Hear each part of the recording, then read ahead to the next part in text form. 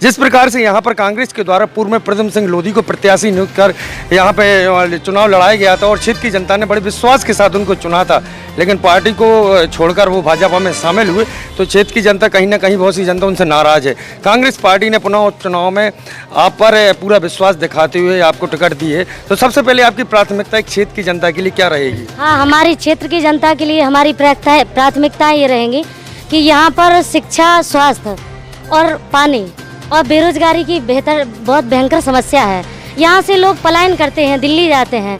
मैं भी कभी कभी दिल्ली जाती हूँ और दिल्ली में अपने और यहाँ के लोगों को, अपने बुंदेलखंड के, अपने बड़ा मलहरा की क्षेत्र की जनता को देखती हूँ तो मुझे भी बहुत बुरा लगता है। मेरा विशेष उद्देश्य और मेरे यही मुद्दे हैं कि अगर मुझे बड़ा मलहरा क्षेत्र की जनता चुनती है तो मैं सबसे पहले पानी, स्वास्थ्य, शिक्षा और बेरोजगारी पर विशेष ध्यान दूँगी।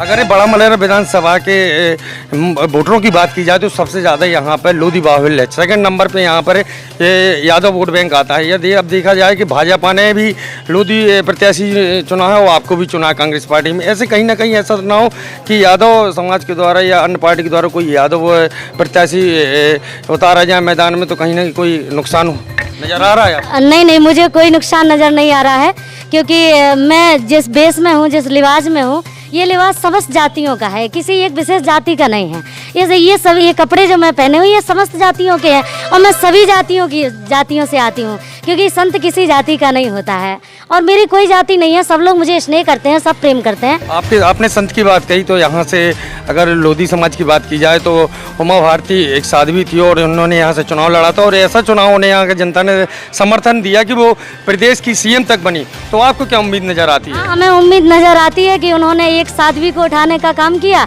और दूसरी साध्वी उनके बीच में आई तो उसको भी उठाने का काम करेंगे हमारी जनता। आपने क्षेत्र की यहाँ पर दौरा किया होगा तो कहीं ना कहीं आपको नज़र आता है कि जो भाजपा के प्रत्याशी प्रद्युम्न सिंह है उनकी कहीं ना कहीं विरोध जनता में नाखों से पार्टी बदलने के लिए। हाँ, बिल्कुल। उन्होंने 15 महीने में रहकर जो बालू माफी का काम किया है, उन्होंने शुरू से ही ऐसा किया। कांग्रेस पार्टी से वो विधायक बने, लेकिन उन्होंने भाजपा के लोगों से अपना हाथ मिलाकर बालू का काम किया है, बालू को बेचने का, अपने घर बनने का काम किया और उन्होंने वादे किए थे कि हम बड़ा मलहरा में विकास करेंगे। तो उन्होंने जनता का तो विनाश कर दिया पर अपने रिश्तेदारों का विकास कर दिया, ये बिल्कुल निश्चित है। हाँ। अभी भी वर्तमान में जनता कह रही कि हमें बिकाऊ नहीं टिकाऊ विधायक चाहिए।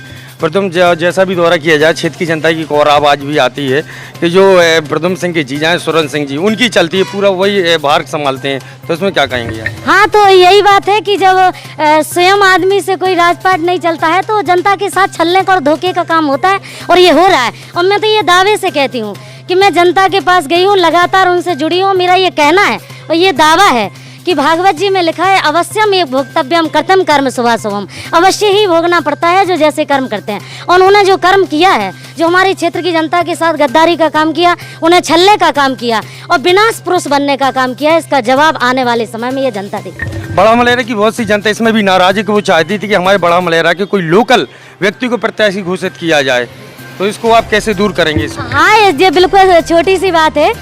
मेरा जन्म टीकमगढ़ में हुआ, ये विदित है, लेकिन मैं मासी जी के यहाँ बमनी घाट में 4 साल की उम्र में गोद आ गई थी। चूँकि लोगों से मेरा मिलना कम रहा, कई लोग कह सकते हैं कि कम मिले हैं, और इसका कारण ये रहा कि मैं महाराष्ट्र, गुजरात, अयोध्या ऐसे प्रवचन करने के लिए मैं बाहर चली गई।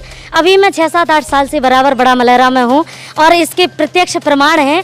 और मैं वोटर बड़ा मलहरा विकासखंड के अंतर्गत जो बमनी घाट हरिजन खेड़ा जो गांव आता है, मैं वहाँ की वोटर हूँ और ये प्रमाण है, ये पता कर सकते हो, मेरी जनता को भी ये पता है और मैं लगातार जनता से जुड़ी रहती हूँ कथा भागवत के माध्यम से।